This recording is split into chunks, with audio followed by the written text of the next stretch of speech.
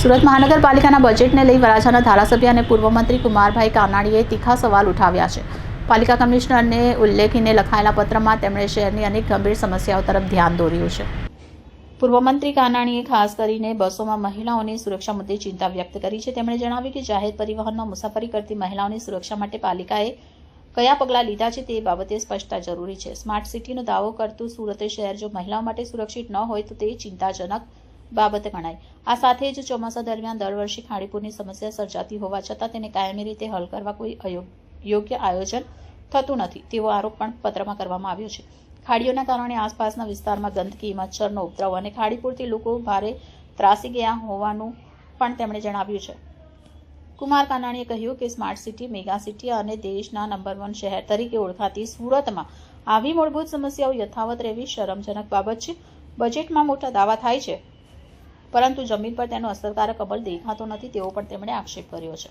અંતમાં તેમણે પાલિકા તંત્રને શહેરની સુરક્ષા, સ્વચ્છતા અને પૂર નિયંત્રણ જેવી મૂળભૂત બાબતો પર ગંભીરતાથી કામ કરવા અપીલ કરી છે.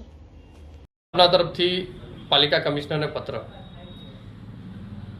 સુરત મહાનગરપાલિકા મ્યુનિસિપલ કમિશનરે જે ડ્રાફ્ટ બજેટ રજૂ કર્યું છે એની અંદર કમિશનરશ્રીએ સુરતને world class happy healthy city બનાવવાની વાત કરી છે. તંદુરસ્ત સિટી, રહેવાલાયક સિટી.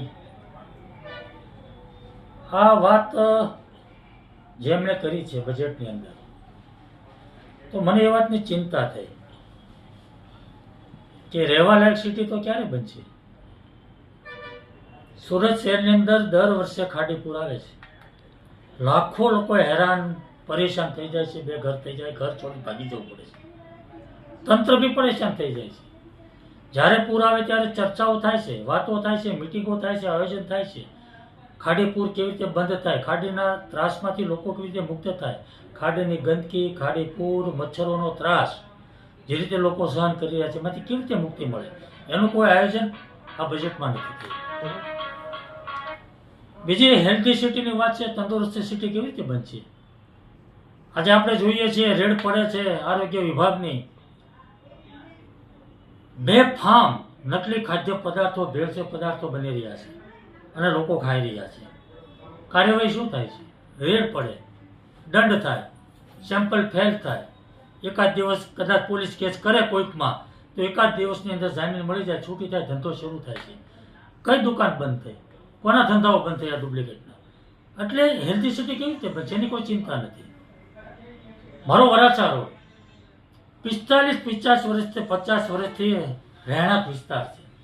બેફામ રીતે કોમર્શિયલ બની રહ્યું, ઇન્ડસ્ટ્રીયલ બની રહ્યું છે. જ્યાં લોકો 45-50 વર્ષથી રહે છે એની અંદર ગોડાઉનો બને, ઇન્ડસ્ટ્રી બને, દુકાનો બને, કારખાનાઓ બને. કેવી રીતે લોકો રહે છે? આજે વરાછા રોડને લોકોને વરાછા રોડ છોડીને ભાગી જવું પડે એવી પરિસ્થિતિ નિર્માણ થયું છે. કોના પાપે થયું છે? લોકો કેવી રીતે સુખીથી રહી શકશે, કેવી રીતે રહેવાલાયક સિટી બનશે? અમારો પ્રશ્ન. મહિલા સુરક્ષાની વાત થઈ છે. પિંક ટોયલેટ મહિલા સુરક્ષા માટે સારી વાત છે, કંઈ વાંધો નથી. પરંતુ વર્ષોથી હું કહું છું કે સુરત મહાનગરપાલિકાની ચાલતી BRTS બસ અને સિટી બસની અંદર મહિલાઓની સુરક્ષા નથી.